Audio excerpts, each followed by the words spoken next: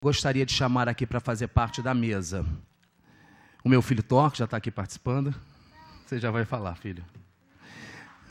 Então tá bom. Aí, ó, para você, ó. Eu gostaria de chamar a senhora Marina Pampuri, que é coordenadora técnica do CREAS, Centro de Referência Especializado de Assistência Social. Espera só um pouquinho, tá?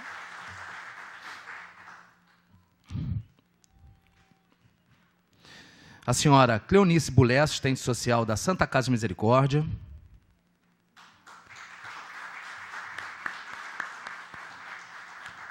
Pode ficar à vontade. Onde...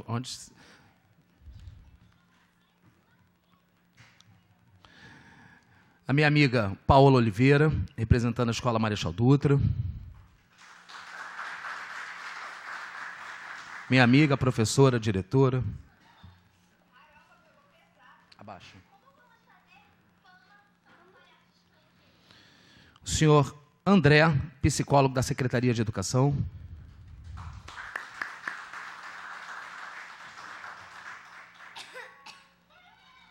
Eu já falei para baixar. Já falei. E a senhora Maria do Carmo, assistente social.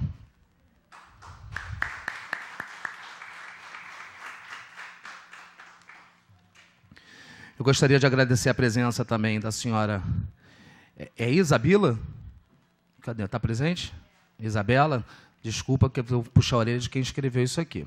A senhora Isabela, do meu querido pastor Wilson, do senhor Moacir, da Suzana Leone. Por favor, gostaria que a Suzana também fizesse parte da mesa, já que ela não tem representante do conselho, ela como suplente do conselho tutelar para fazer parte da mesa também, por favor. Registrar a presença do meu amigo Maurício, presidente do Sindicato dos Vigilantes, e agradecer também aqui ao excelentíssimo senhor juiz Flávio, que é o juiz criminal daqui da nossa cidade, pela assistência, pelas informações, ao seu Neilton também, que trabalha no Tribunal de Justiça, aqui no Fórum, ao amigo Kaique. Cadê o Kaique? Kaique está por onde aí? Ah, está ali na frente. Obrigado, tá, Kaique, por estar aqui dando essa assistência para a gente. E... em nome da Renata, eu quero aqui agradecer a todos do nosso gabinete que vem fazendo um trabalho muito bacana para que pudéssemos ter essa nossa reunião hoje aqui. Está o pastor Tiago, está a Rosa, está a Lívia, está o Ellison, deixa eu ver, quem mais? Francion, desculpa aqueles que eu... Registrar a presença também do presidente da Associação de Moradores e o vice-presidente da Itinga, o senhor Zé Bernardo e o senhor Ronaldo. A Paloma está ali escondidinha também. Estou vendo gente do gabinete da vereadora Tite Brasil. Um bom dia a todos. Bem, eu gostaria agora de chamar para palestrar referente a esse assunto, esse tema que nós estamos discutindo hoje, de extrema importância, a senhora Rita Amaral, psicóloga, e que há mais de 30 anos vem atendendo crianças, adolescentes e mulheres vítimas de violência doméstica e sexual. Por favor, senhora Rita Amaral.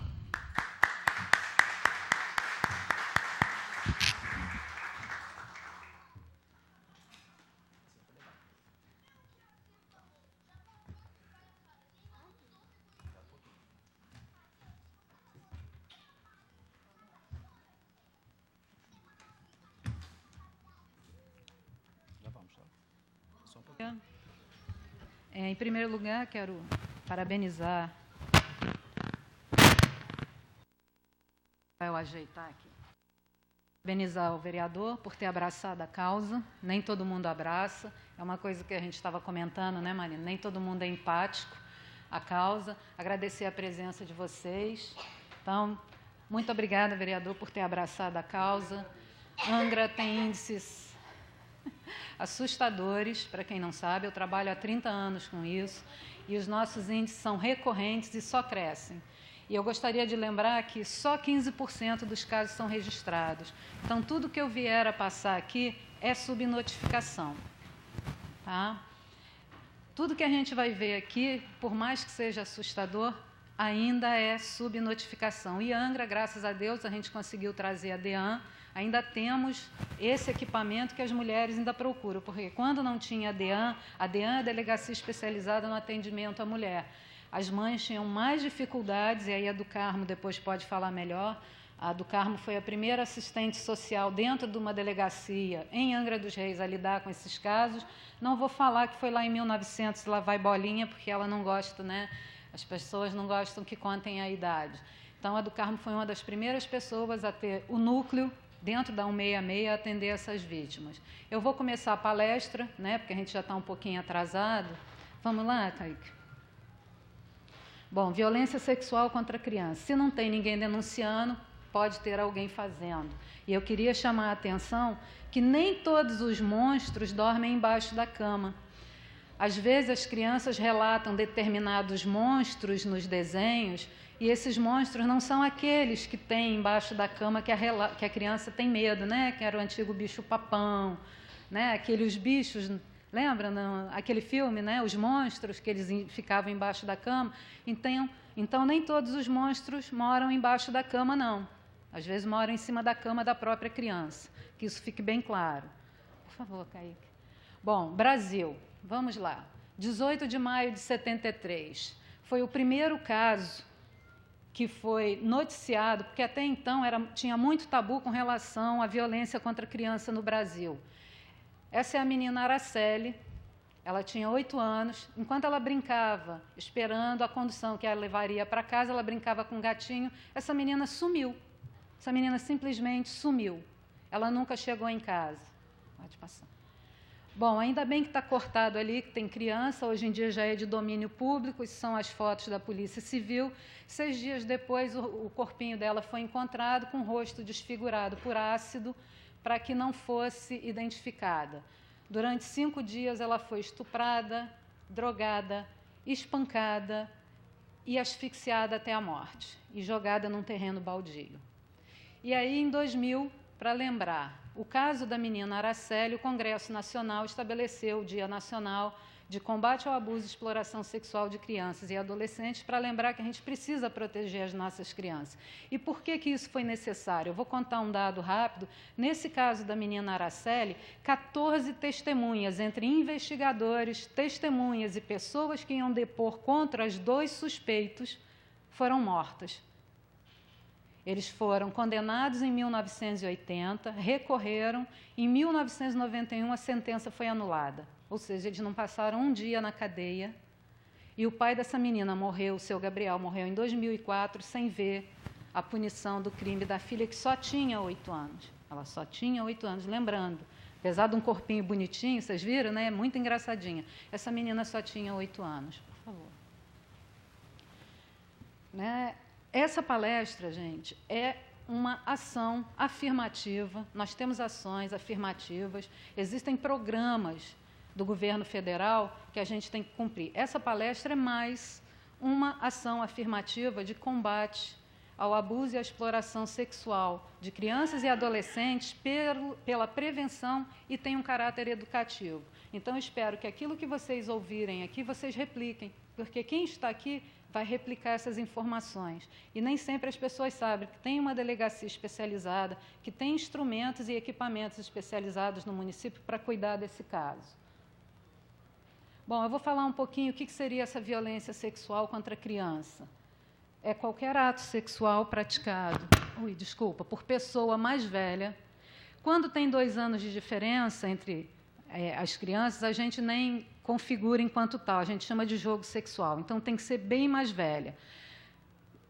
Contra crianças e adolescentes. E, quando ela ocorre, é porque vários direitos já foram violados, especialmente a negligência, que às vezes é familiar, ou da escola, ou da instituição onde essa criança foi vítima. E a violência psicológica está sempre presente. A violência sexual é de 2 tipos, o estupro ou o abuso sexual, e aqui eu não vou entrar na questão que muitos dos casos hoje, especialmente de estupro de vulnerável, agora é considerado estupro, o caso de abuso. Por quê? Porque até os 14 anos, juridicamente, essa criança não tem condição de expressar a vontade dela, ainda que ela permita. Eu estou falando no contexto jurídico. Então, quando a pessoa é incapaz de expressar a vontade, de ter noção de que esse ato é consentido e que não vai fazer mal, é considerado estupro. Por isso que a gente está vendo muito processo de estupro de vulnerável. Estupro de vulnerável, beijou na boca de uma criança, um adulto, hoje em dia, dependendo do caso, é estupro de vulnerável. Aí quem vai avaliar é o delegado. Então, que fique bem claro que aquela questão do abuso, ele vem caindo, mas vai depender do caso. Mas eu não tenho como trocar o nome da campanha. A campanha continua com esse nome. Então, nós temos dois tipos de violência, que é o estupro ou abuso sexual, que é qualquer ato de natureza ou conotação sexual, seja mostrar a genitália para essa criança, já é considerado estupro. Porque era muito fácil, né, André? As pessoas mostravam a genitália, iam lá para o CPMA, pagavam a medida alternativa, uma bolsa, e não incorria em nenhuma punição. Agora vai responder por estupro de vulnerável. E submeter crianças a situações de estimulação, satisfação sexual imposto pela força física, ameaça, coação ou sedução, que geralmente é o que mais ocorre, é a sedução. O agressor vai seduzindo a criança, ganhando a confiança e acaba abusando dessa criança. Porque tem diferença entre pedofilia e agressor sexual, que eu não vou entrar nisso, senão é uma aula inteira e não vem ao caso. Geralmente é praticado por pessoa com quem a criança ou adolescente possui uma relação de confiança e faz parte do convívio. E aí eu vou falar que, estatisticamente, primeiro, quem mais abusa é o pai, assustem-se, mas é isso. Em segundo lugar, aquele conhecido, o professor, o conhecido, aquele que você confia o seu filho para levar na escola, aquele, sabe, aquele tio que você tem toda a confiança. Ele vem em segundo lugar estatisticamente. Em terceiro lugar, os tios, da família mesmo. Em quarto lugar, os primos e em quinto, o padrasto. Tá? Aí as pessoas, né, não vou botar porque o padrasto, estatisticamente. Angra, a gente não tem essa realidade, tá? Eu estou falando no geral, eu não vou me prender às estatísticas do município nesse sentido.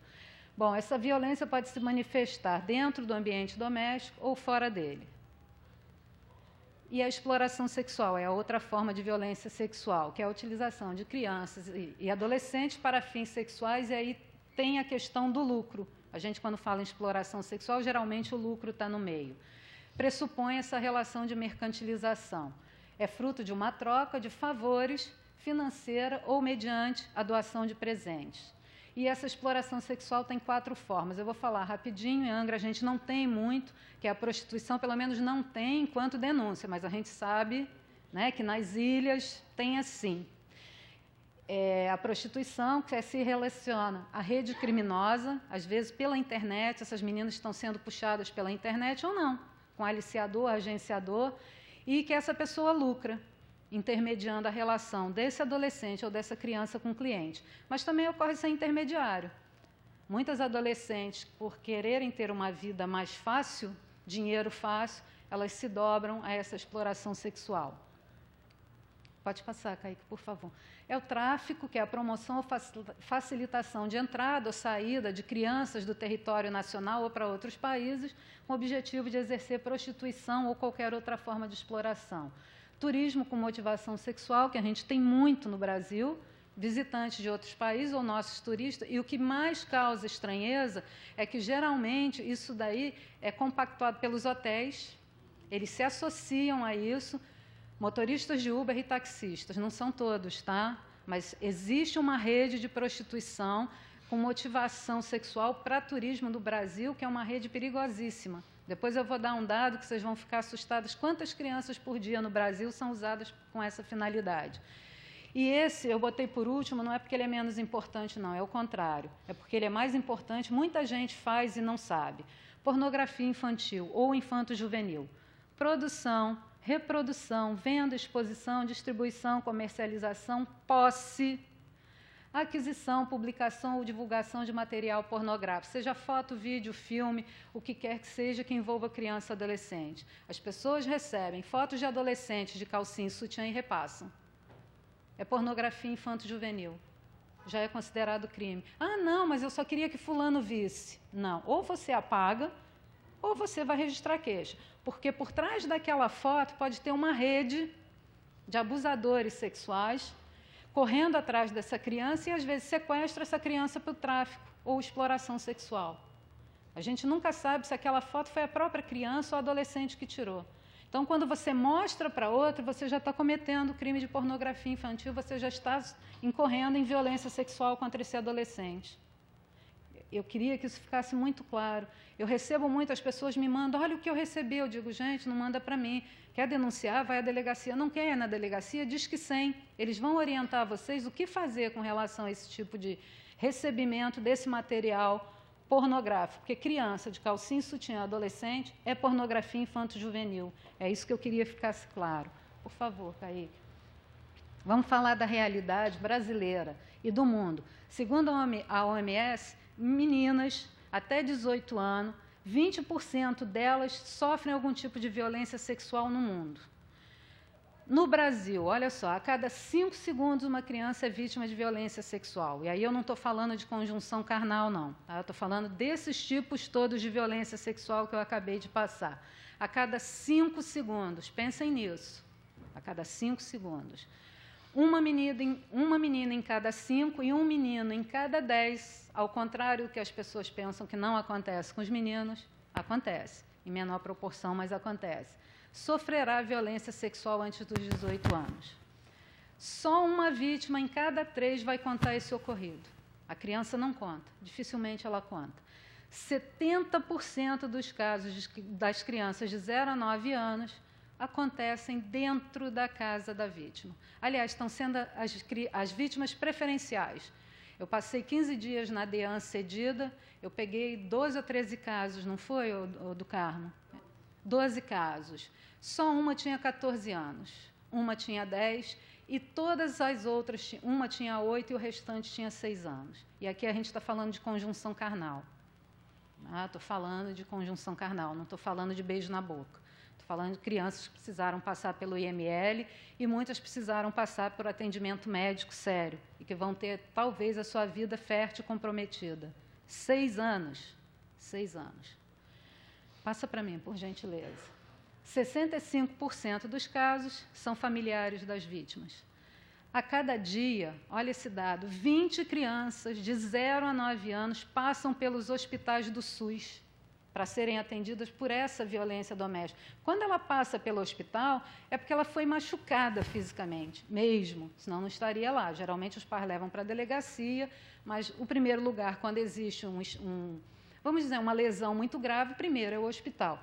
20 crianças ao dia, isso não sou eu que digo, é o sistema de informação de agravos de notificação, porque a violência contra a criança ela tem notificação compulsória na saúde. Então, chegou no hospital, é obrigado a notificar um sistema que é nacional. São 27 por dia na faixa etária de 10 a 19 anos.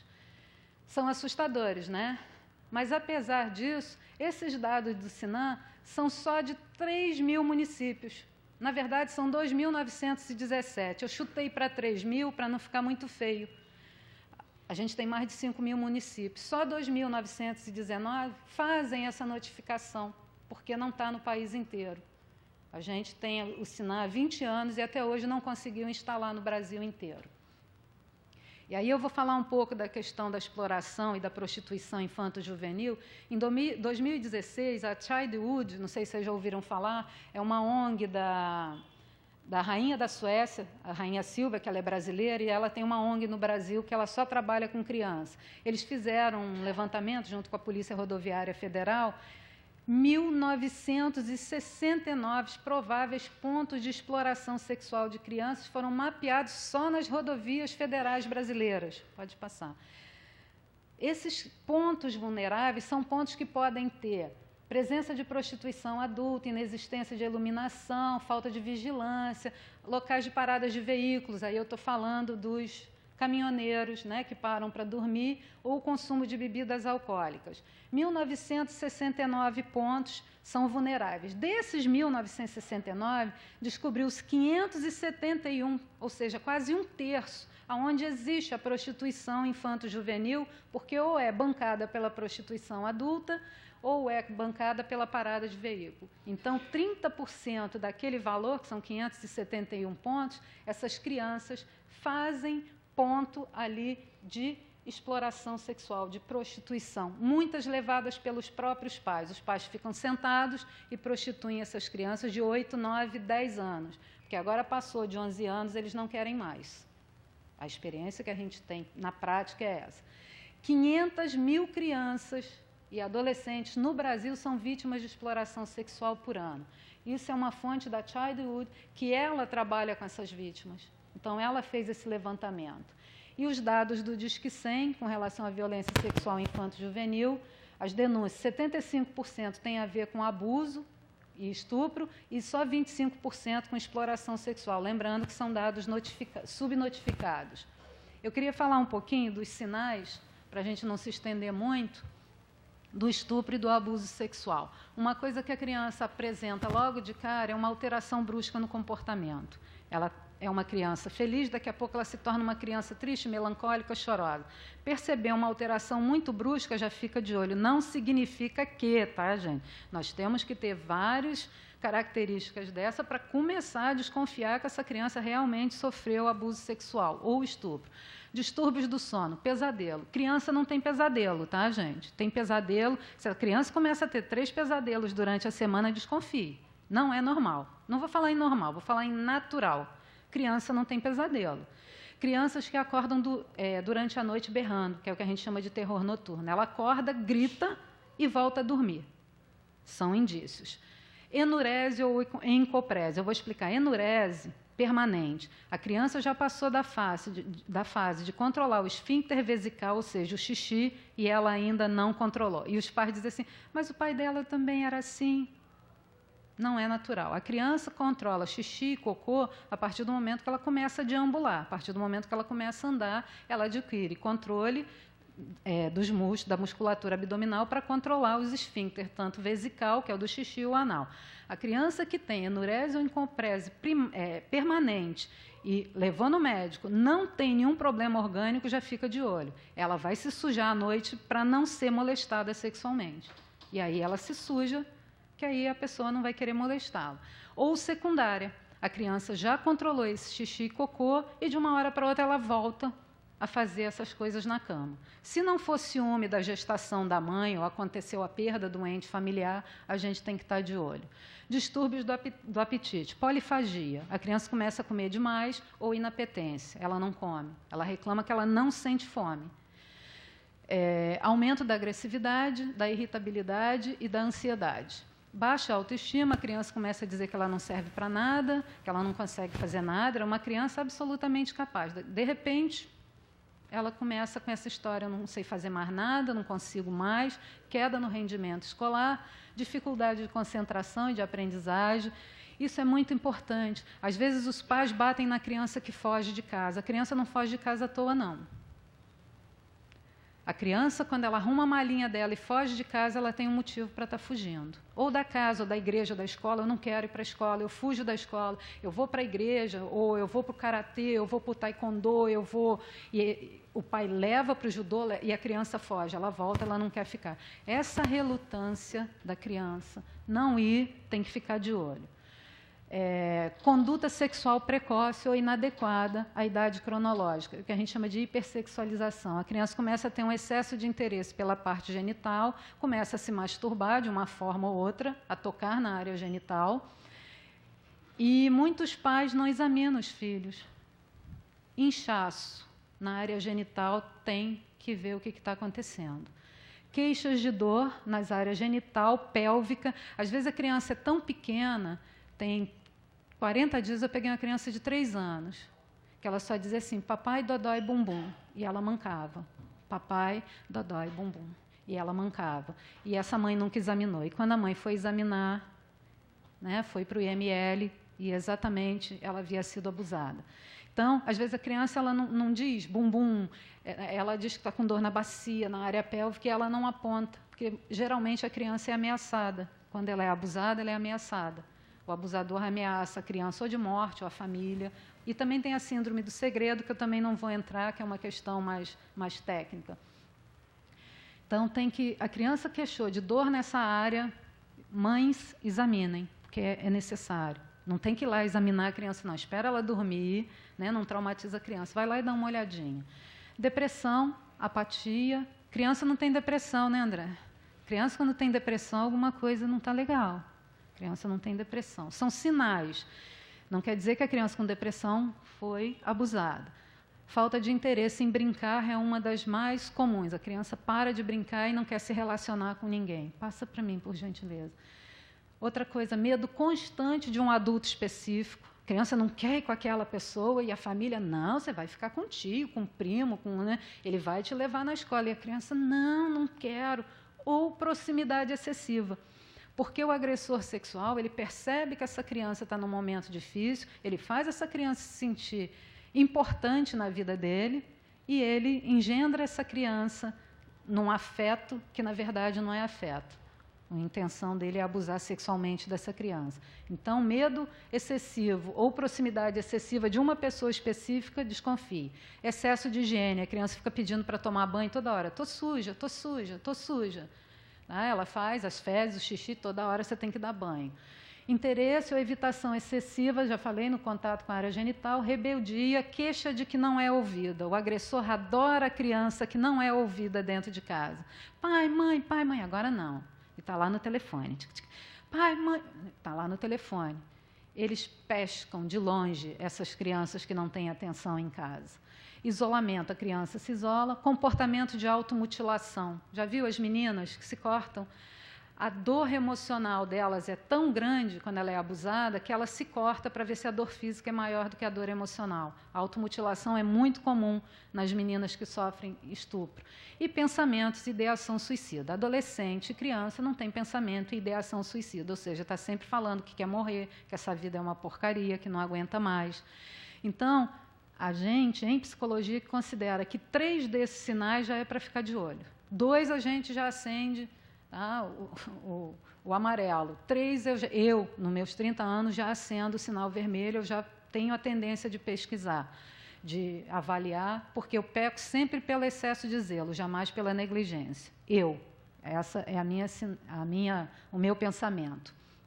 Vou dar alguns sinais de exploração sexual, criança com doença sexualmente transmissível. Peguei um bebê na Santa Casa de 9 meses com uma doença sexualmente transmissível e o pai não deixava o pediatra tirar a fralda. O Haroldo, do hospital, não deixava tirar a fralda para examinar o bebê. Tivemos que chamar a segurança e a criança tinha condiloma acuminado, são aquelas verrugas, né? Ela tinha na entrada, bem na entrada da vulva, da área genital. E não era pequenininho, não, já era, sabe, quase do tamanho daquela couve-flor menorzinha. Uma criança de 9 meses. 9 meses. Presença de objetos, celulares, dinheiro e roupas novas sem procedência familiar justificável. Aí você pode, de onde que esse menino está tirando isso? De onde vem esse dinheiro? Quem deu esse celular para ele? A família tem que estar atenta aos sinais de exploração sexual.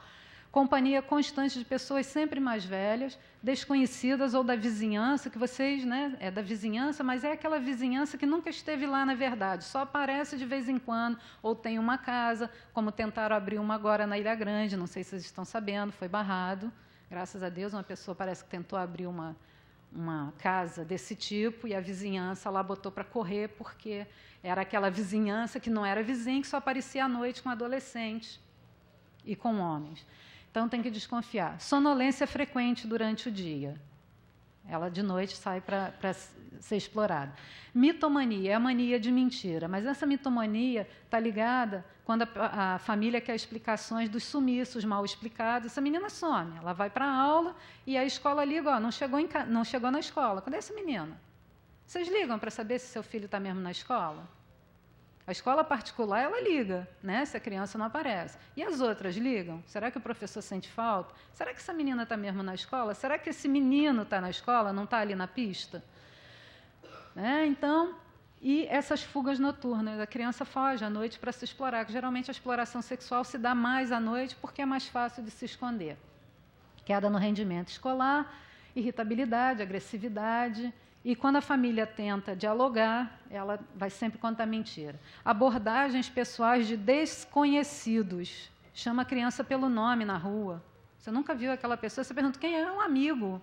Aí daqui a pouco na outra esquina tem outro amigo, e outro amigo, e outro amigo, mas como é que pode?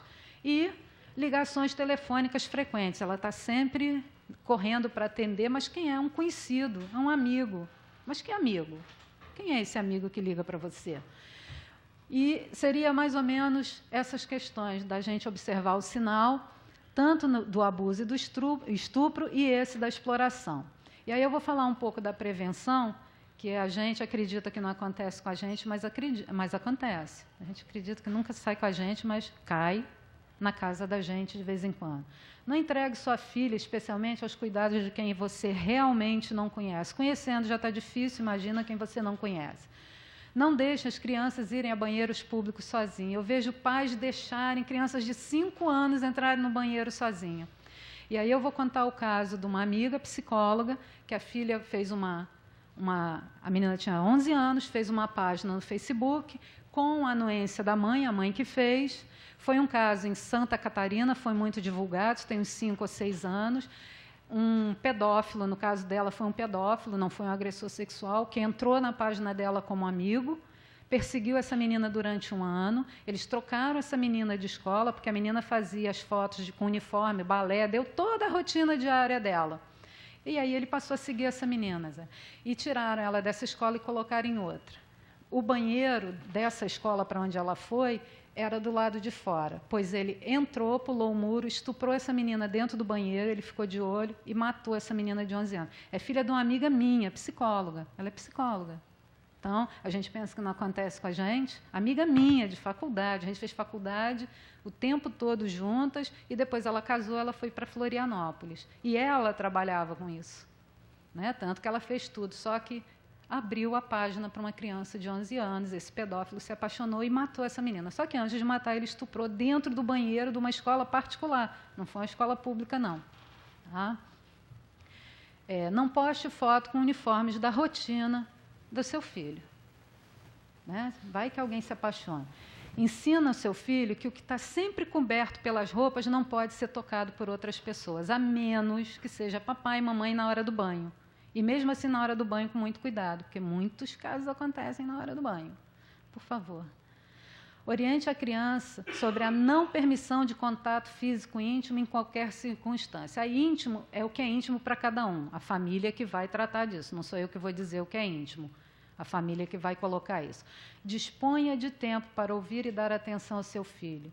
Uma coisa muito importante, acredite sempre na criança, por mais absurdo que possa parecer o que ela está contando.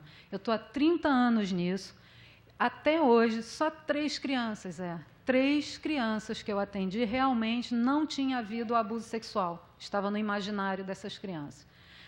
3 crianças em 30 anos. Eu já perdi a conta de quantas crianças eu atendi, eu nunca parei para fazer essa conta. 3.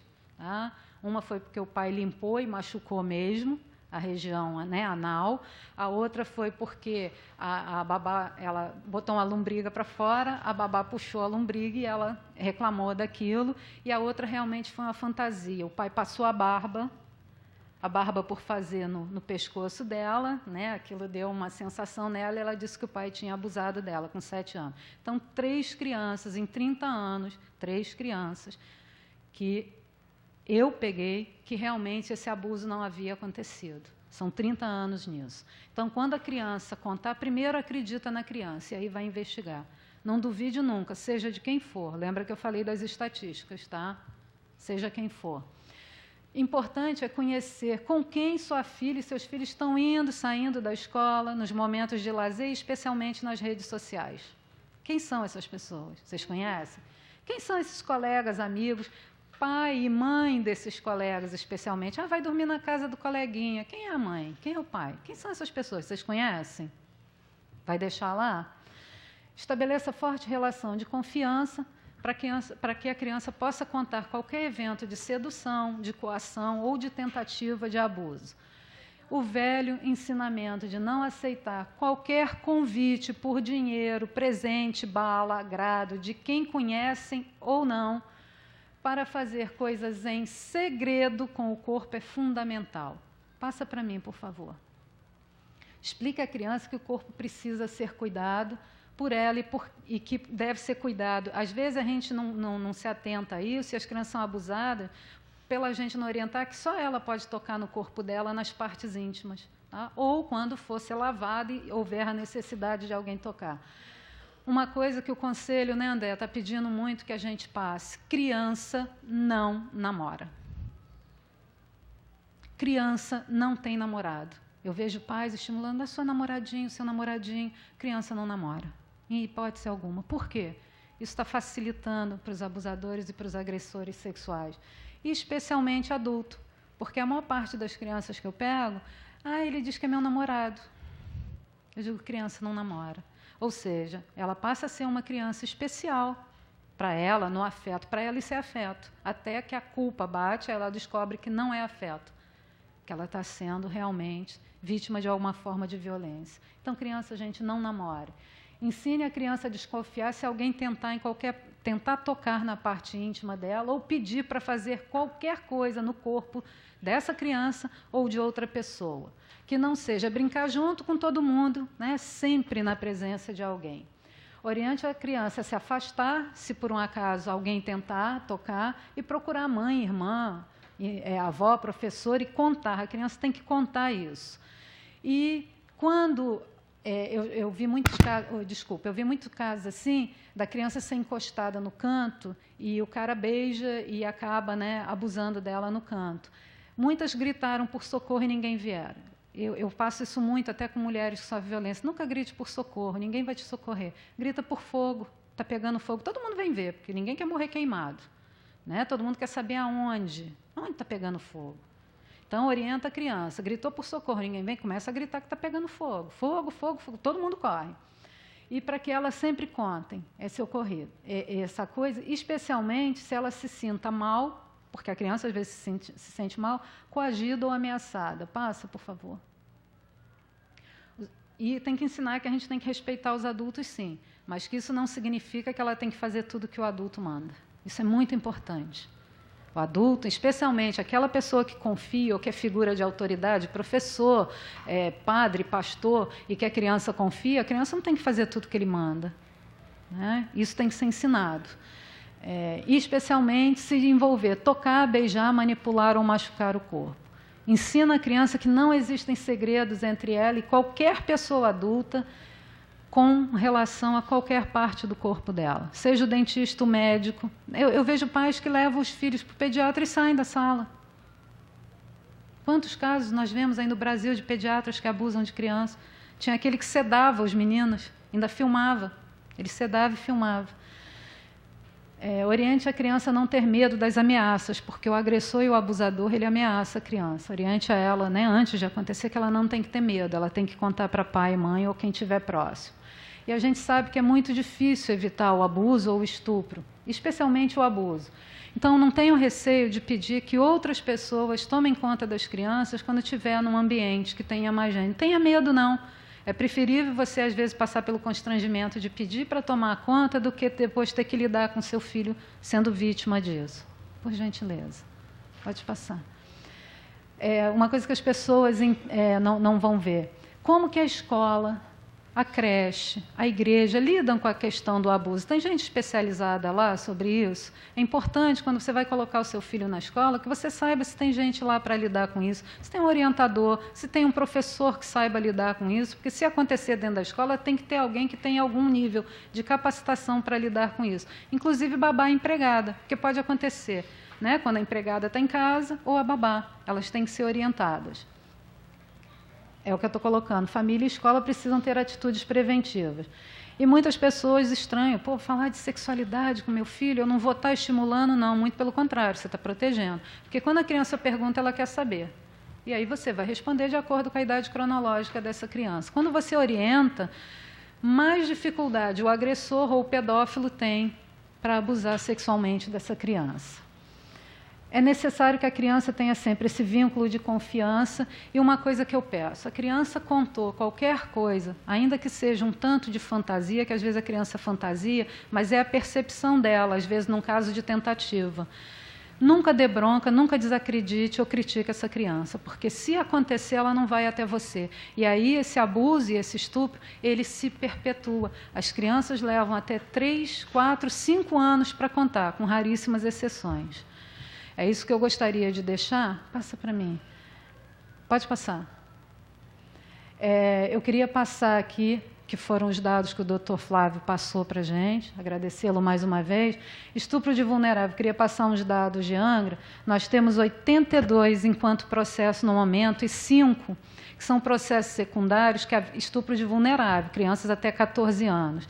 Esses 5 que vocês estão vendo ali, não sei se dá para ver, são 5 com meninas acima de 14 anos, mas que estavam ou drogadas ou sedadas, ou seja, não tinham capacidade para expressar a sua vontade ou o consentimento para o ato.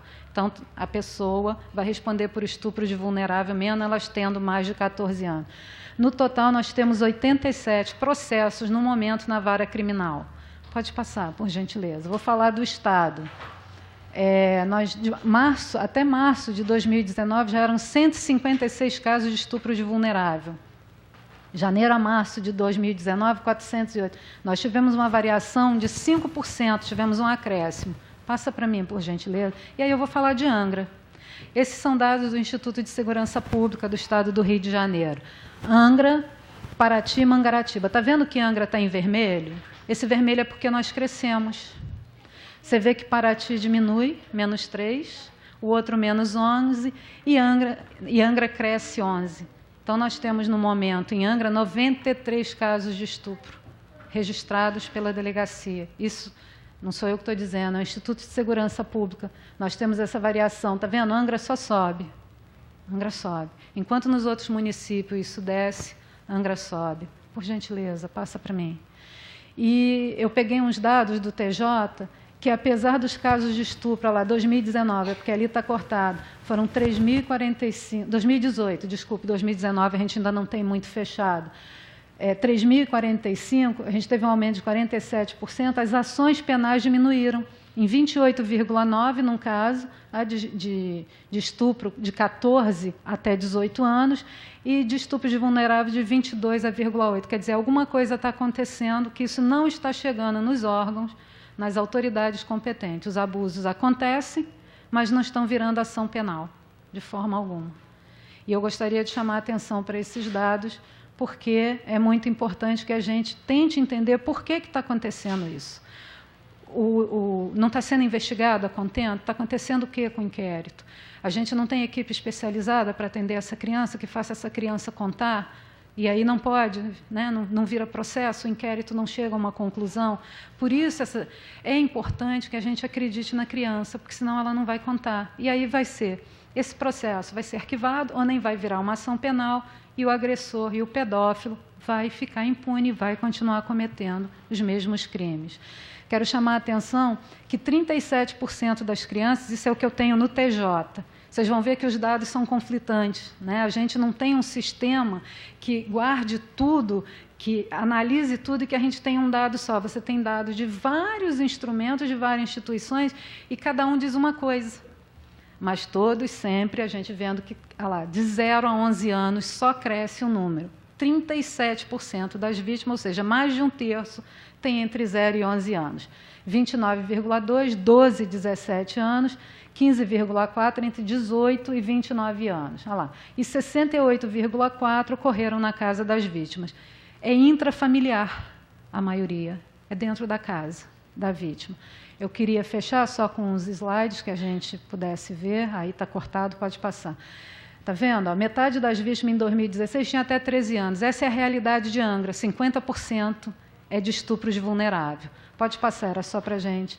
E queria deixar para vocês o dever que a gente tem de denunciar. A gente salva uma vida. O trauma dessa criança é para o resto da vida. Ela vai precisar, às vezes, de acompanhamento para o resto da vida. Não quer denunciar, não quer ir na delegacia, Disque 100. O Disque 100 vai orientar, ele vai encaminhar esse caso. Você não precisa nem se identificar. É sigiloso, funciona 24 horas por dia, né? E a gente tem que fazer alguma coisa. Pensa, são 500.000 crianças por ano exploradas sexualmente no Brasil. E nós temos a cada 5 segundos uma criança sendo vítima de violência sexual. Eu acho que cabe a gente pensar e agir, porque não adianta a gente ficar aqui enxugando o gelo. Se a gente não denunciar, estamos todos enxugando o gelo. Eu queria agradecer a presença de vocês. Gostaria que a Suzana viesse passar rapidinho os dados do Conselho Tutelar, como são sempre, né, discordantes, eu queria que ela passasse o que a gente tem no Conselho Tutelar. E gostaria de chamar a atenção para vocês que as aparências enganam. O agressor sexual é aquela pessoa que a comunidade tem mais carinho, afeto, amor e confia. Não, ele não pode ter feito isso. Pode. Porque o agressor sexual é esse. O pedófilo age por impulso, por isso que é, né, mais fácil de pegar. Porque ele fixa naquela criança e é mais fácil você pegar. O agressor não. Ele roda aquela criança, ele engendra a criança, ele ganha a confiança dessa criança, ganha o afeto, né? E o agressor sexual, ele está nesse papel mesmo, ele vai buscar nesse papel de estar sempre próximo das crianças. É o professor, né, o cara da natação, ele está sempre ali, ele está sempre em volta das crianças. Então, quando a criança chegar e contar, não, foi aquele tio que todo mundo confia, acredite, geralmente foi o tio, que todo mundo chama de tio, que abusa dessas crianças. E orientar os seus filhos a escutar sempre o que eles têm a dizer. Esquece um pouco o telefone e colocar o último dado. Saiu ontem, por isso que não está aqui. O Brasil, a gente só está entre os 20 primeiros no mundo nessas coisas. Tá? O Brasil é o 11º no mundo em casos de abuso e estupro de vulnerável, ou seja, crianças de 0 a 14 anos. A gente só consegue estar entre os 20 primeiros nessas coisas absurdas. Em educação a gente não está, em saúde a gente não está, mas nessas coisas a gente está sempre em 5º, 10º. 12º, eu estou falando só de estupro de vulnerável, tá, Zé? Eu não estou falando do restante dos casos de estupro, porque eu não vem o caso. Eu acho que é importante a gente olhar para as crianças e adolescentes. Queria agradecer a paciência e passar para a Suzana, só para ela passar esses dados, tá, Zé? Eu que gostaria de agradecer muito a sua palestra, deixar bem claro que todo o mérito desse evento é da psicóloga Rita Amaral. Estou simplesmente aqui, coloquei o meu mandato à disposição diante de um assunto tão importante, um assunto que nos causa até repulsa, né, emoções intensas, mas que é a nossa realidade. Deixar bem claro aqui também que eu fiz um levantamento ali pela Sociedade Brasileira de Psicologia, né, que não são só os homens que abusam, né? Apesar de ser grande parte serem os homens, também tem mulheres abusadoras. Então, isso é importante da gente poder frisar. Eu disse aqui no início que são 3 crianças por dia, não são 3 crianças a cada hora por dia. É um absurdo isso, né? E devasta a vida daquela criança, muda a vida depois dela quando ela cresce. Então, é uma responsabilidade, sim, nossa, dos pais, da família. E outros dados aqui que são alarmantes, né? 70% dos estupros, no total, são com menores de idade. 95% praticado por pessoas conhecidas, 95%, 65% de pessoas da família. Então, hoje mesmo, eu estou aqui eu brinquei que ele é meu segurança, mas eu estou de babá aqui do meu filho. Mas hoje eu conversei com ele pela manhã, como eu converso todos os dias, como vai na escola, o que está acontecendo, né? Deixar claro que nós não somos aquela pessoa que vamos brigar, porque muitas das vezes as crianças ficam com medo, né, de nos contar as coisas, falar que a gente tem que passar aquela confiança que nós temos aqui do outro lado, lá de cá, tem um amigo que está para ajudar. Então é muito importante a gente poder conversar com nossos filhos, com aquelas pessoas que a gente ama, com nossos sobrinhos, porque a gente acha que só acontece na casa dos outros, mas acontece na nossa também. Acontece na nossa casa. Então, eu vou abrir aqui agora para a mesa, eu vou abrir aqui primeiro, vou seguir a ordem que eu chamei, a coordenadora técnica do CREAS, a senhora Marina Pampuri. Aí eu vou passando, tá? Pode. Fique à vontade. Se você quiser falar daí, eu quiser falar daqui. Bom dia a todos. Cumprimentando o presidente da mesa, eu cumprimento a todos os demais membros e todos aqui presentes. Eu gostaria de agradecer, é sempre uma honra para o CREAS ter a oportunidade de vir aqui falar sobre o seu trabalho, sobre o acompanhamento que ele faz aos munícipes. Sempre falo, né, a mesma coisa quando eu venho aqui, mas nunca é demais. O CREAS, ele é um equipamento que está previsto dentro do Sistema Único de Assistência Social, que a gente chama de SUAS, e é o equipamento que faz o acompanhamento de indivíduos e famílias que estão passando por situação de risco pessoal ou social por violação de direitos. O que é isso?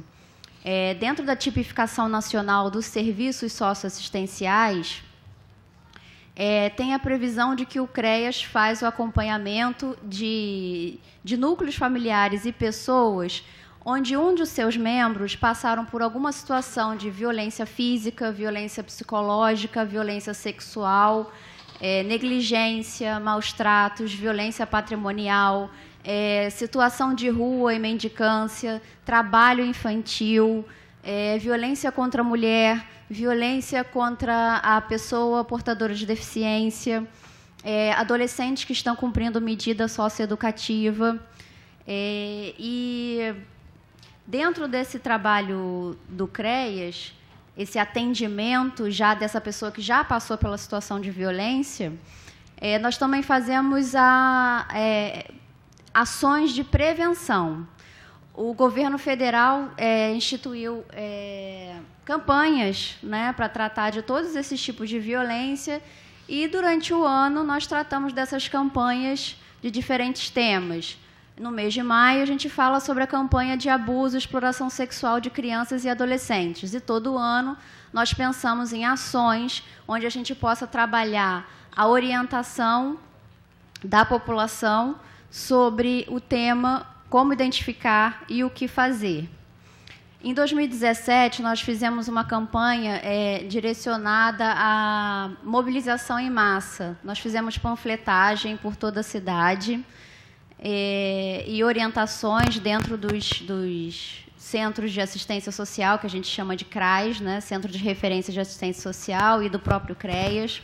Em 2017, nós montamos uma campanha onde as orientações foram todas pensadas ao público-alvo, ou seja, as palestras foram direcionadas às crianças e aos adolescentes. Foram feitas diversas palestras dentro das escolas do município, onde a gente teve a oportunidade de conversar direto com as crianças e com os adolescentes para orientar o que é um abuso, o que é uma exploração sexual e o que elas deveriam fazer caso isso viesse a acontecer com elas ou com um amigo, um parente próximo a elas. E esse ano, a nossa campanha está sendo toda direcionada aos responsáveis, pais e responsáveis de crianças e adolescentes. É bem mesmo no molde da palestra da doutora Rita Amaral, agora há pouco, onde a gente fala quais são os sinais que a criança e o adolescente pode vir a apresentar caso alguma coisa de errado esteja acontecendo com ela, o que fazer e quais as consequências atuais e consequências para a vida, porque o abuso, uma vez que ele ocorre, ele acompanha, ele marca essa pessoa para o resto da vida dela. Então, eu trouxe aqui um material para deixar na Câmara, vou pedir para ser entregue para o pessoal que está aqui nos assistindo. Tem um material aqui informativo que é mais direcionado para as próprias crianças e adolescentes e um cartaz onde a gente está espalhando por toda a rede, escolas, postos de saúde. A gente vai pedir para colocar aqui na Câmara também. Colocar o CREAS à disposição. O CREAS fica aqui no centro da cidade, na Rua 11 de Junho, número 51. Ele faz atendimento portas abertas, ou seja, qualquer pessoa que queira ter uma orientação ou precise, de fato, ser acompanhado. As meninas estão lá à frente de criança e adolescente, é acompanhada pela psicóloga Ariadne, pela assistente social Eliette. Elas fazem todos os encaminhamentos e o acompanhamento desse núcleo familiar para que a gente consiga, visando sempre a superação da violência, encaminhar para a rede de saúde para terapia, encaminhar para os órgãos de defesa de direitos para a garantia do direito dessa criança e do adolescente, para os órgãos de responsabilização, delegacia, Ministério Público, Judiciário. E é isso. Agradecer mais uma vez. Obrigada.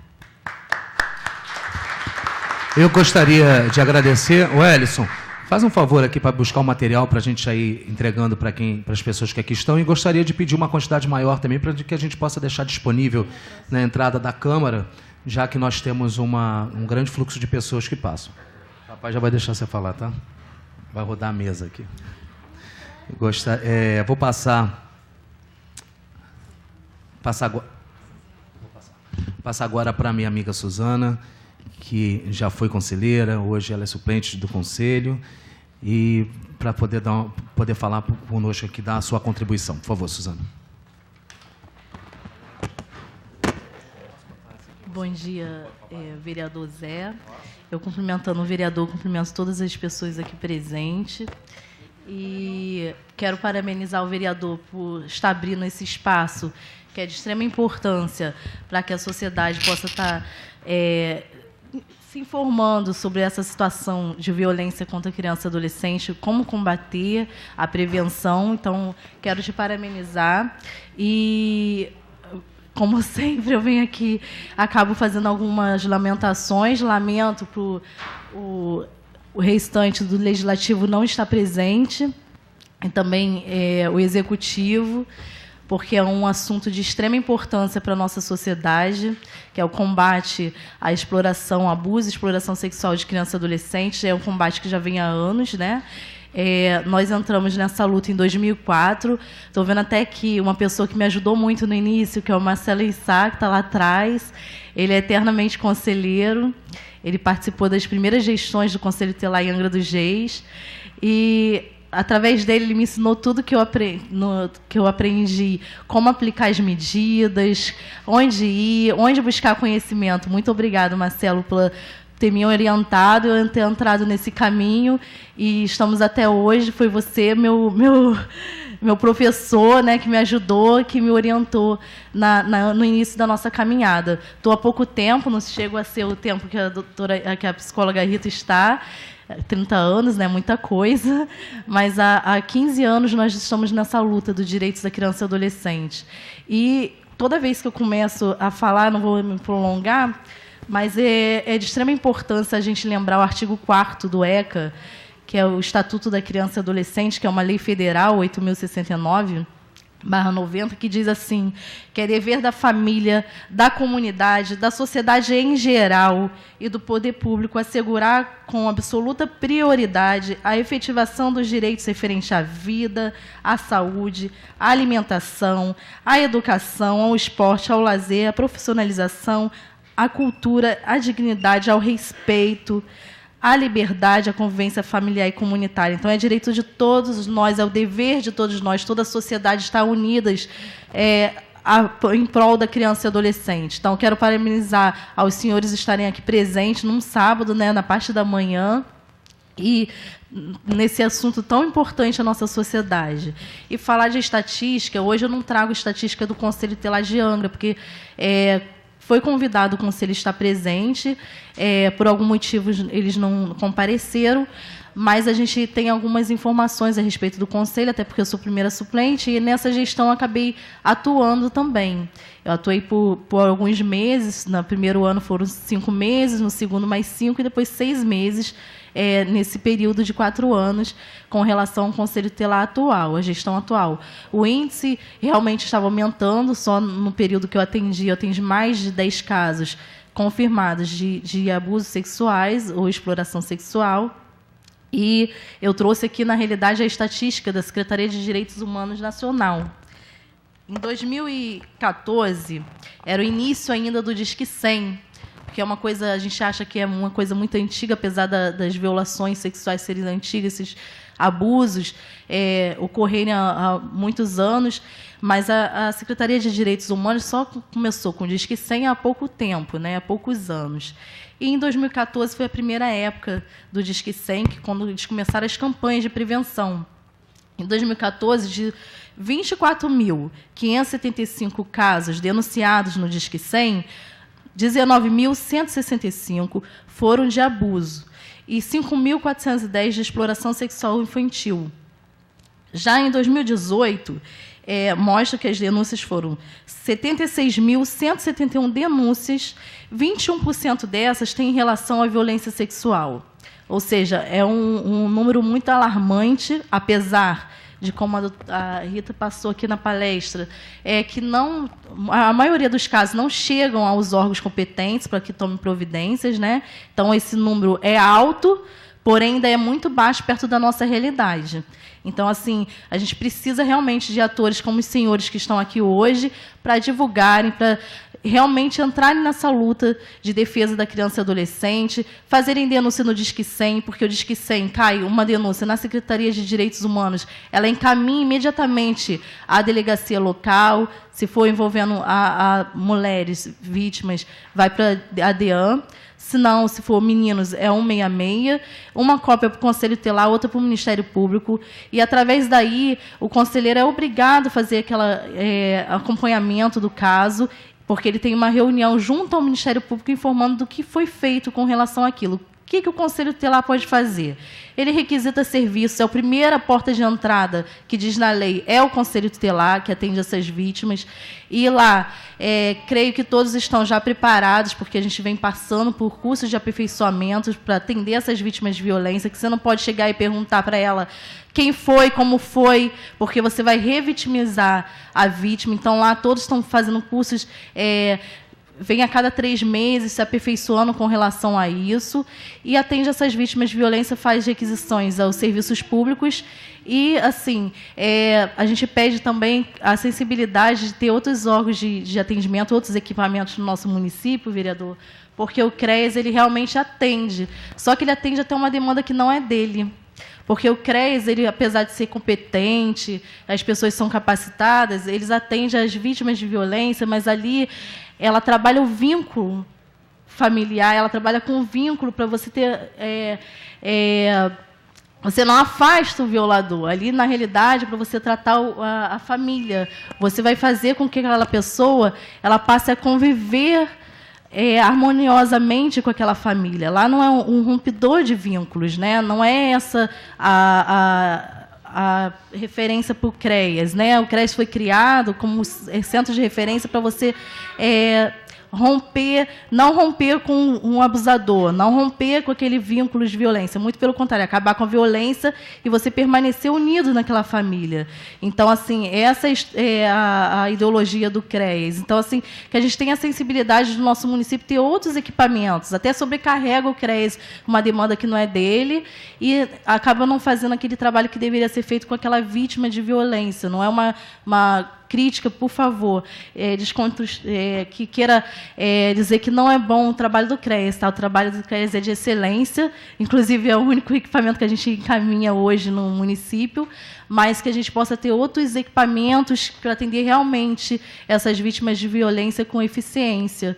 Então, muitas das vezes, a gente atendia no Conselho Tutelar, encaminhava para a psicóloga Rita para fazer a abordagem, até ela não cobrava a consulta, mas a gente acabava encaminhando por não ter esse equipamento adequado a esse tipo de acompanhamento às vítimas de violência. Então, é um desejo assim, nosso que o município tenha todos os equipamentos, é lógico que é de excelência o trabalho, como falei aqui do CREAS, mas que a gente tenha todos os equipamentos necessários, que tenha essa sensibilidade de ver que nosso índice de violência está crescendo e com o número de violência também, as pessoas acham que não, mas com o número de violência com relação à segurança pública também cresce a violência sexual, né, que passa a existir vários tipos de exploração sexual, até mesmo para o uso de drogas. Isso é um mapeamento que foi feito recentemente, então dá para perceber que o número de violência com relação à segurança pública está aumentando o número de violência sexual. Então, a gente pede essa sensibilidade e agradece a todos por ter participado, por estarem aqui, nos colocamos à disposição também, sempre que precisar. Parabenizo as pessoas que são candidatos do Conselho Tutelar, que estão aqui presentes. Então, são pessoas, atores, que estão realmente em luta dos direitos da criança e adolescente, que o nosso município só tem a ganhar com isso tudo. E que nossas crianças possam realmente serem protegidas, que elas fiquem protegidas, que nosso índice possa diminuir, o valor ali, o percentual do nosso município possa cair. Porque, como ele está aumentando, significa que o nosso trabalho não está sendo feito com eficiência. Devemos nós, Conselho Tutelar, sociedade em geral, lutar e defender essas vítimas de violência. É isso, eu agradeço a todos. Obrigado, Suzana. Quero agradecer aqui também, a gente vai, aos poucos, vamos falando da presença aqui do meu querido amigo Leal, meu amigo, meu irmão, que está aqui presente com a sua esposa, o Kleber, Shrek, está aqui representando os metalúrgicos, né, minha querida amiga Mirinha, Cazé, a Maria, o Joel, presidente da Associação de Moradores da Monsuaba, que é muito importante estar presente, junto com o Zé Bernardo, presidente da Associação da Itinga, minha amiga Conceição, e ao funcionário dessa casa, Igor Abreu, que está aqui dando uma força para a gente e é um dos responsáveis desse evento poder estar dando certo. A Bruna Cadena, com certeza, nossa atleta aqui, que é orgulho para a nossa cidade. Muito obrigado pela sua presença. Vou passar a palavra agora para a senhora Cleonice Bulé, assistente social da nossa Santa Casa de Misericórdia. Por favor. Bom dia a todos. Como senhor presidente, também agradeço o convite, senhor José Augusto, e todos aqui presentes. Vou falar um pouco do meu trabalho vivenciado na Santa Casa. Lá, nós não temos também uma estatística, né, desses atendimentos, porque a Santa Casa ela deixou de atender um pouco o SUS. Ela tem hoje a maternidade e alguns outros atendimentos. Nossa porta aberta hoje parece que é UPA, né? E é na Japuíba, o Hospital da Grande Japuíba. A Santa Casa também ela não deixa de ser uma porta aberta, porque toda instituição de saúde tem o direito de atender, não pode negar uma urgência. Então, todos ali que chegam é assistido pelos médicos. Não é assim uma porta aberta como pronto-socorro, mas a gente agora está nos preparando e estamos atendendo as pessoas. Tá? Nós tivemos um caso recente de uma menor de 11 anos, tá? Veio acompanhada de sua mãe, e realmente foi necessário fazer uma sutura vaginal. Tá? A mãe estava presente e a menor relatou que foi assediada, que já vinha sendo assediada pelos familiares, né? Seus tios, como a doutora coloca, né? Primos. E a mãe ficou um pouco assustada, né? Para ela, a filha, no momento, ela não tinha sido estrupada, né? Que aquilo ali foi um objeto que ela inseriu e houve esse problema de ter se feito uma sutura. Mas a nossa porta está aberta, sim, lá a gente tem os atendimentos. Existem outros direitos violados das crianças, né? Tem outros agravos, né? Mas o foco hoje aqui é a violência sexual. Tá? E quem precisar do serviço social da Santa Casa também pode estar indo lá, que nós damos assistência, mesmo sendo uma instituição filantrópica, né? Mas ela recebe subsídio da prefeitura. E o nosso trabalho é contínuo, estamos ali presentes. Se alguém precisar, está assim, fazendo algum relato, precisando de uma orientação, um acolhimento, nós estamos ali presentes. Tá? E não é só exclusivo, não. Pode chegar lá e a gente atende, só dizer que quer falar com assistente social, que a gente faz o acolhimento e a orientação desejada. Tá? Existe assim um caso, como a doutora colocou, a questão que a gente tem que estar olhando para os nossos filhos e quando levamos eles ao médico, né, que não possamos assim deixá-los sozinhos. Realmente a mãe tem que acompanhar. Em casos, às vezes, quando a gente tem um atendimento a uma menor, é solicitada a presença do responsável. Quando ele não comparece, a gente aciona o conselho tutelar para que as medidas sejam tomadas. Né? E as violências também lá apresentadas são poucas, porque não é uma porta aberta, o menor é assistido na UPA. Então, o que a gente faz? Tudo que é necessário. O SINAM é preenchido, né, pelo profissional, o SINAM é encaminhado aos órgãos responsáveis, né, que dão também entrada no Ministério Público, e todas as medidas são tomadas, porque a gente realmente não pode ficar parado. Temos que agir, porque são violências a todos instantes com o menor. Tá? Não é só estupro, existem vários tipos, né, de violência com a criança.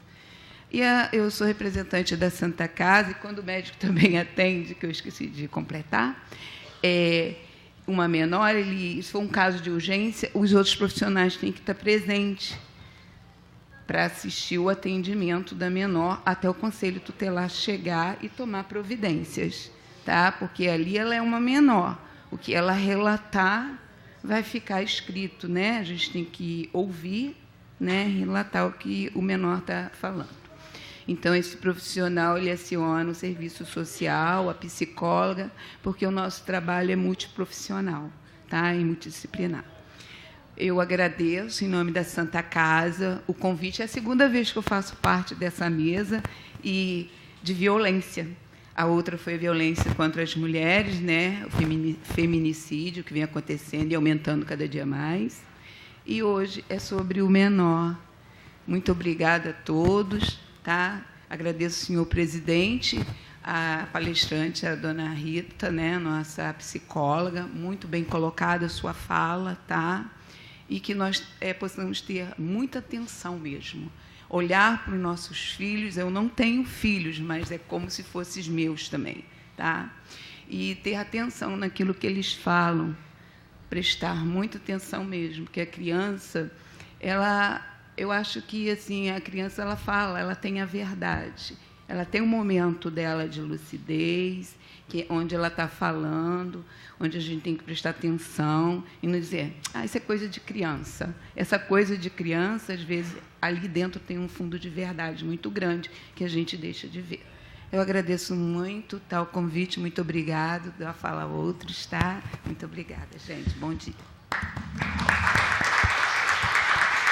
Senhora Cleonice, eu que agradeço a presença e gostaria de que a senhora pudesse transmitir meu carinho, meu respeito, minha gratidão pelo trabalho de vocês lá na Santa Casa de Misericórdia. Meu total carinho e respeito. Queria passar a palavra agora para a minha amiga, a professora Paula Oliveira. Bom dia a todos. Eu quero agradecer o convite, né, tendo em vista a importância do assunto, e dizer que é dever da escola, né? A gente tem que estar sempre atento, a gente tem que estar orientando os pais, é o nosso papel, né? Identificar os sinais, né, das crianças e denunciar.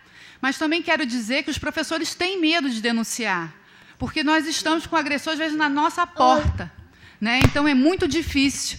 Então, que fique aqui que nós devemos estar unidos com o Conselho Tutelar, os demais equipamentos, né? E termos formações para a gente saber lidar com essas questões. O professor tem medo, e medo muito grande, tá, de lidar com essas questões. Então, eu achei hoje muito pertinente, né, a gente estar aqui debatendo, que é um assunto muito importante e, às vezes, é esquecido. Né? Isso aí, às vezes, na escola a gente não tem um orientador, às vezes a gente só tem uma direção e professor, mas é um assunto de suma importância e eu quero agradecer, né, o convite e a gente puder ter em outras oportunidades, né, debatendo, falando mais sobre o assunto. Tá? E muito obrigada e bom dia a todos. Obrigado. Vou passar a palavra agora para o senhor André, que é psicólogo da Secretaria de Educação. Bom dia a todos e a todas. Obrigado pelo convite e aí agradecendo em nome da secretária Estela. Como a diretora Paola falou, é obrigação, sim, né, da escola estar denunciando a partir dos meios, né, oficiais os casos de violência, não só violência sexual, mas violência física, né, que é a direta, enfim, os sinais de violência. E isso se dá através do encaminhamento para o Conselho Tutelar e para a própria Secretaria de Educação, através da assistência de apoio à família.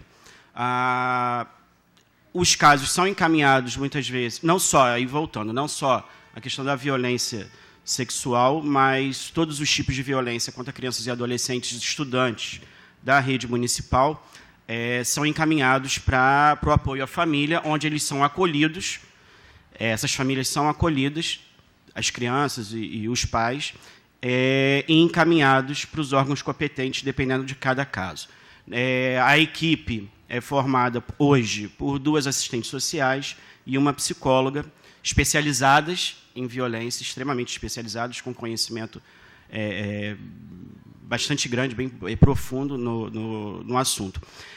Fazem trabalhos muito próximos, direto, né, tanto com o Conselho quanto com o CREAS, Então, isso é importante, porque a gente fala muito em rede o tempo todo. Rede é feita de pessoas, pessoas que acreditam, né, pessoas que são engajadas, e é importante a gente frisar que isso existe, né, isso é de extrema importância. Sou responsável pela assistência de saúde escolar da Secretaria de Educação. E, enquanto saúde escolar, nós fazemos um trabalho voltado para a formação dos professores, não necessariamente especificamente sobre a violência sexual, mas, por exemplo, um dos trabalhos realizados de formação é o Construindo Afetos, onde a gente trabalha justamente a importância do afeto na construção do conhecimento. E aí, sim, no lidar com esse aluno para qualificar a aprendizagem. E a aprendizagem não só educacional, curricular, mas educação como um todo, né? E esse como um todo, obviamente, que está o autocuidado, que acredito que seja o foco, um dos focos, né, para a prevenção. É isso. A gente busca cada vez mais se aproximar das unidades escolares. Isso é um trabalho que a gente vem realizando. Sim, essa questão do medo, né, como a diretora Paula colocou, dos professores em relação a trazer, né, as questões que eles percebem em sala de aula. É real, é fato. Ontem mesmo recebi de uma diretora um caso de automutilação. Então, como eu falei, a rede ela é feita de pessoas, existe um medo, né, de acionar diretamente a secretaria. Faço parte da secretaria e isso vem até a mim. Estarei indo na unidade escolar na semana que vem para a gente poder estar trabalhando a questão. Então, existem modos de lidar com isso, não fechar os olhos. Né? E lembrando, isso é extremamente importante, rede é feita de pessoas. Obviamente que a gente tem que fortalecer para que existam instrumentos para que se viabilize essa rede, que essa rede funcione, porque escola, CREAS, CRAS, fazem o Conselho Tutelar fazem seu papel dentro daquilo que é de competência de cada. Mas eles precisam ser absorvidos por outros instrumentos, outras unidades. E aí, como a colega, né, do Conselho Tutelar colocou, é importante que exista também no município outros instrumentos e outros profissionais, né, que possam estar apoiando. Acho que eu já falei demais, mas muito obrigado. Mês que vem, a gente vai estar fazendo um trabalho também em algumas unidades escolares a respeito da violência nas relações de namoro. Tá, mas aí é meio que, como os jovens falam, é um spoiler, né? Mas vai acontecer, a gente está montando aí para justamente trabalhar palestras, né, de formação, material informativo, e se for bem aceito, a gente coloca isso aí como uma ação contínua. É isso, muito obrigado aí pela atenção, e não vamos fechar os olhos, vamos ficar de olhos abertos. Nós que agradecemos a sua presença, a sua participação. Sim, vou parar no final.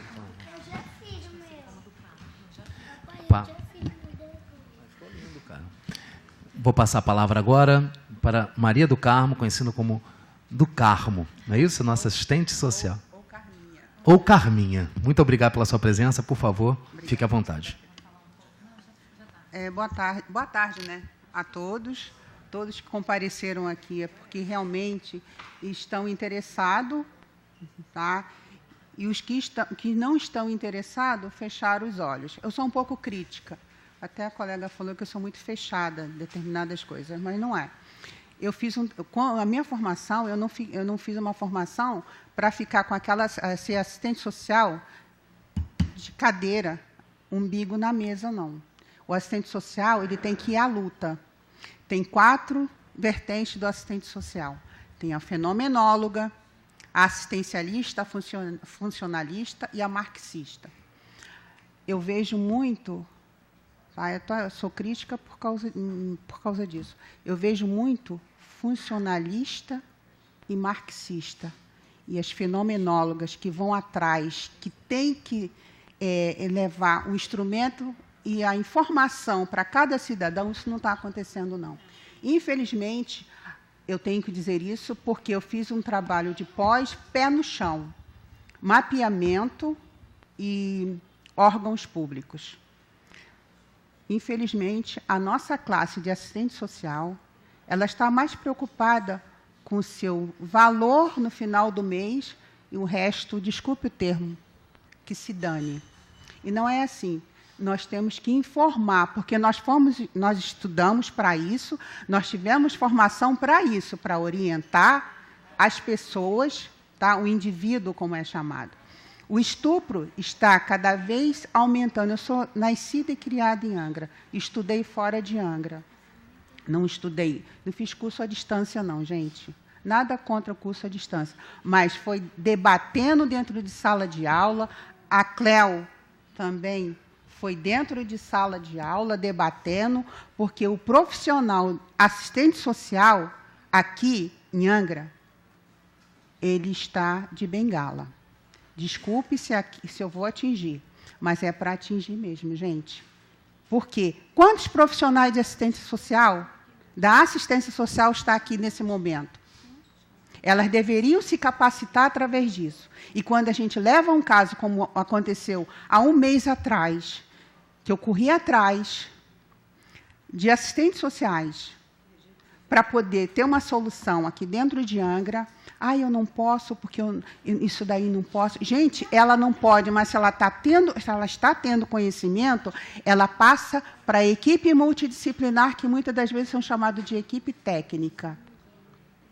Eu não posso atender porque eu tenho conhecimento daquilo ali e eu estou com vínculo com a pessoa.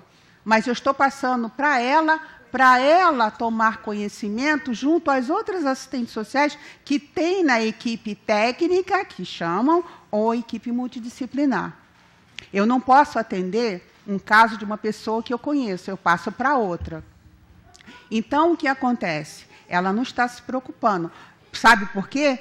Porque ela não sabe o que é um PEP e ela está longe da resolução de 2010. Ela não está se capacitando. Então, os órgãos aqui em Angra estão deixando a desejar, porque no local tem uma assistente social, mas ela não está se capacitando. Ela não quer aprender para poder ensinar. Isso está errado. Ela está violando, tá, o código de ética que ela fez lá, o juramento. Assistentes sociais, vamos botar o pé no chão, tirar o bumbum da cadeira e vamos fazer o juízo àquilo que vocês ganham no final do mês. Porque eu não estou vendo. Só tem. Quantos assistentes? Tem alguma assistente social aqui? Nenhuma. Só eu e a Cléia. Isso é uma vergonha. Por quê? Os órgãos, se eles estão falhando, não é por causa do poder público, não. É por causa da incompetência dos funcionários, assistentes sociais que estão ali e que deveriam estar, sim, instruindo, ajudando de forma que a pessoa possa ser esclarecida. E isso não acontece. Então, existem casos, sim, e muito, de violência sexual, não só de mulheres, como de crianças, em Angra. E o caso é assustador. A doutora Rita, ela me convidou porque ela sabe que eu não tenho meio termo. Ou é ou não é. E eu não tenho medo de falar.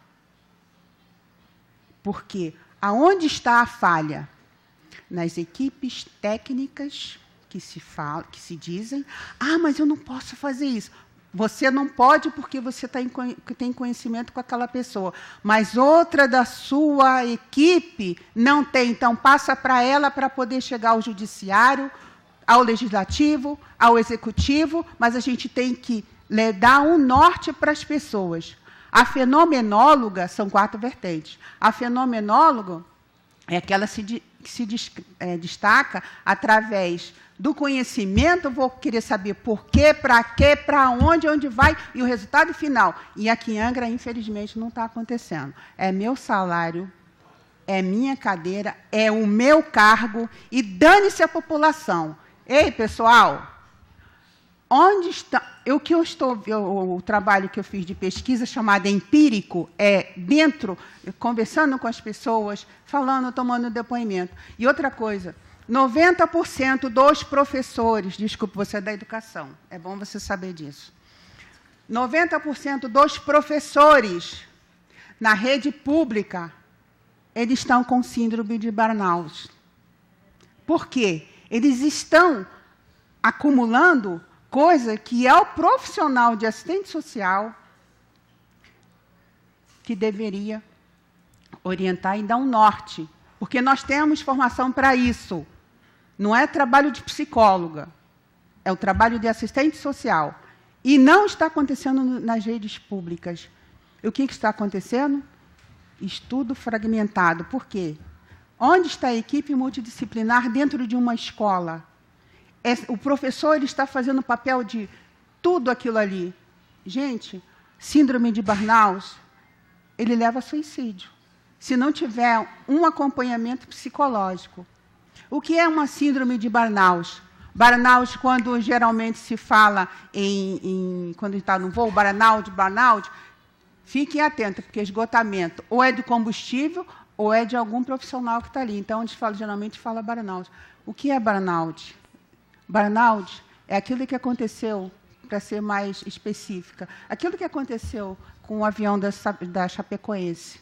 Falta de combustível, o que aconteceu? Queda. Está acontecendo muito na educação. E os assistentes sociais que estão ligados à rede, ele tem que estar em sala de aula com seu questionário socioeconômico, porque faz parte da nossa profissão esse questionário socioeconômico. Para fazer um trabalho, se ele está ganhando para isso, ele tem que estar dentro da educação. Não anda dando voltinha por aí, entrando nas lojas fazendo compra, não. Ó, o nosso dinheiro público tem que ser bem aplicado. E se a gente é profissional, está trabalhando, é o dinheiro público que nós temos que dar resposta à sociedade. Então, vamos, assistentes sociais que estão fora dessa palestra, vocês deveriam estar aqui, porque isso faz parte da tua profissão. Se você tem um compromisso A ou B, eu também o tinha, mas eu estou aqui, porque isso é interesse nosso. Então, eu quero agradecer a doutora Rita, tá? Porque não adianta ela chegar aqui e fazer essa palestra.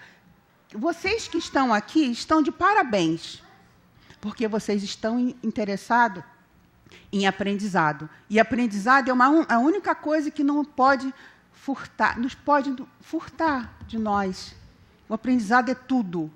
Então, vocês estão de parabéns, em pleno sábado, com um dia frio, chuvoso, vocês estarem aqui.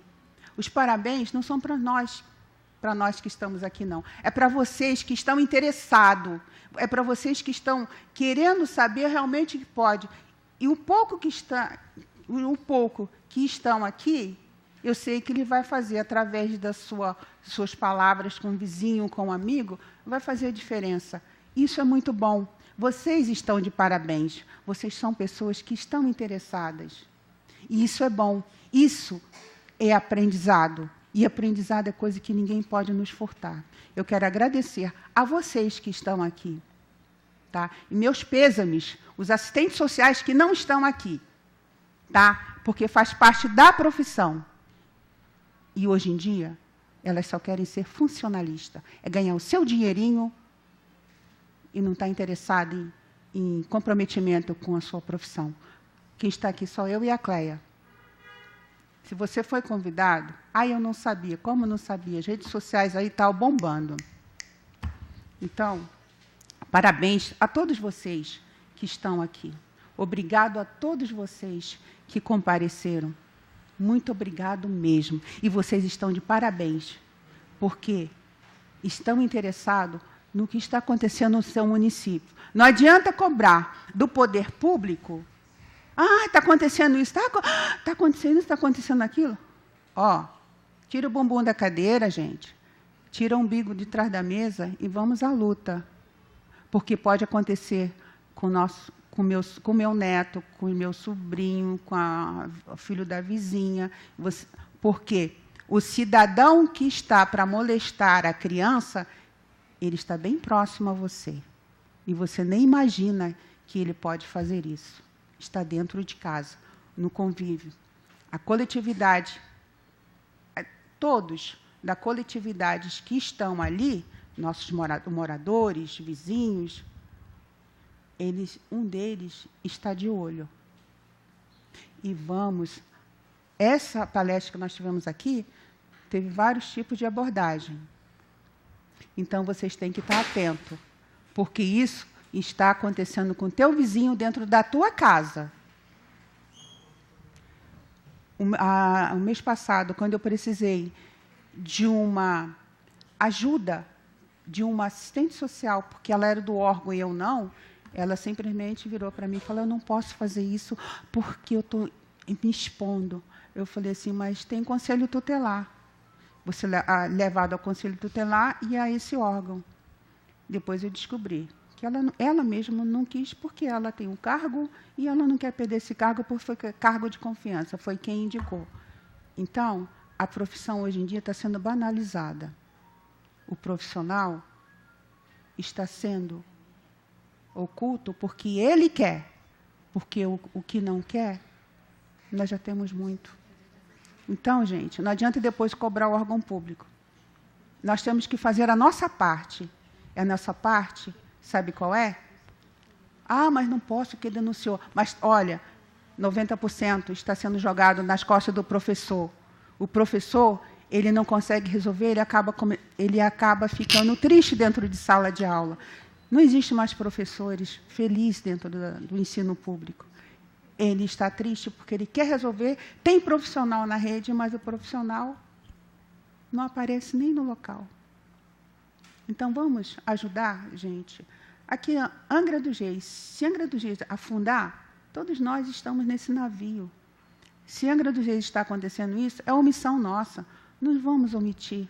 O estupro está acontecendo. Estupro violado, que é o pior, que não chega através das denúncias nas DEANs. E a DEAN está aí, gente. A mulher não pode denunciar porque é lá o homem que vai atender, mas tem pessoas capacitadas lá dentro, mulheres, que vão atender vocês. Procure a DEAN, denuncie. Não fique omisso. Fale, converse, procure representante da sua localidade, que, no caso, o representante aqui é o presidente de associação de moradores. Procure ajuda. Quem procura ajuda quer ser ajudado. Então, vamos fazer cada um tem que fazer a sua parte e ajudar. Não custa nada, é de graça. Ajudar é de graça. É só uma palavra. Você tem que procurar o órgão tal. Ah, mas não procura. Vamos até o órgão tal. Eu tive esse problema que eu tentei resolver por Angra, eu não consegui. Eu pedi ajuda a Itaguaí, o Fórum de Itaguaí. E, através do Fórum de Itaguaí, é que veio a ordem para Angra para tomar as providências. Eu tive que sair de Angra com a família.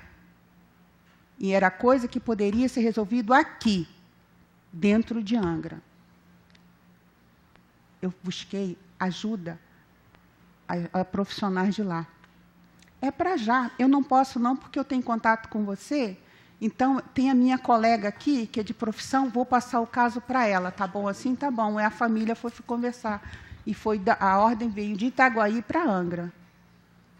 O juiz de Angra é que determinou que fosse fazer isso assim aqui em Angra. O que está acontecendo com Angra? Gente, eu não tenho boquinha na prefeitura, não sou funcionária da prefeitura, não tenho cargo comissionado. Não. Fui convidada, mas falei, não vou, porque eu vou esbarrar em pessoas que deixa para lá. Não é deixa para lá, nós temos que resolver. Então, o que está acontecendo? Cada um está se preocupando com o seu cargo. Agora, quem tem cargo tem que ter carga. Carga de responsabilidade com o cidadão. Porque, afinal de contas, todos nós estamos pagando os impostos para que seja revestido em políticas públicas. O que é políticas públicas? Os nossos impostos é que está pagando o salário dele, mas ele não está nem aí. Gente, vamos arregaçar as mangas e vamos ajudar quem está do nosso lado pedindo socorro. E são muitas crianças, são muitas pessoas que precisam de um norte, e esse norte está com a gente. E hoje vocês vão sair daqui tudo capacitado. Isso aqui, na verdade, não foi uma palestra, foi uma aula de como nós devemos agir. Tá? Então, gente, vocês estão de parabéns. Muito obrigada por cada um de vocês que estão aqui. Muito obrigada mesmo.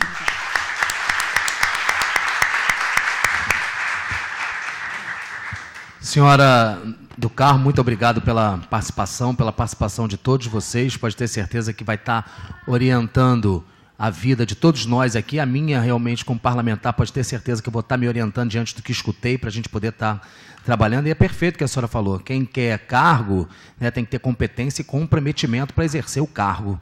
Né? Não adianta simplesmente ir à carga, não simplesmente o salário no final do ano.